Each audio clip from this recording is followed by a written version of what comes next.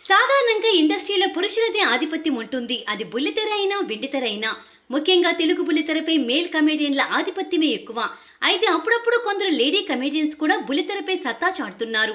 తమకంటూ ఓ ప్రత్యేక గుర్తింపు తెచ్చుకుంటున్నారు. అలాంటి వారిలో ఫైమా ముందుంటుంది. పటాషోతో బుల్లితెరకు పరిచయమైన ఈ కామెడీ క్వీన్ జబర్దస్త్తో మంచి గుర్తింపు తెచ్చుకుంది. తనదైన కామెడీ పంచులు ప్రాసలు వేస్తూ బుల్లితెర ప్రేక్షకులకు బాగా చేరువయింది.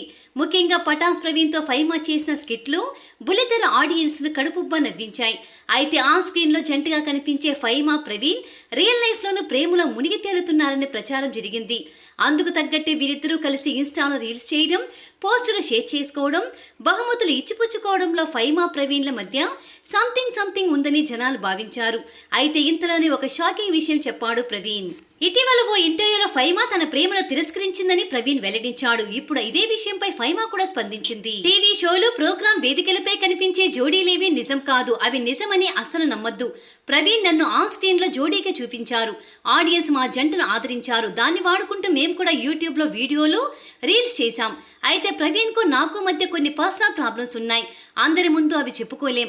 అందుకే మేము దూరం కావాల్సి వచ్చింది. ఇప్పుడు మేము కనీసం మాట్లాడుకోవట్లేదు కూడా.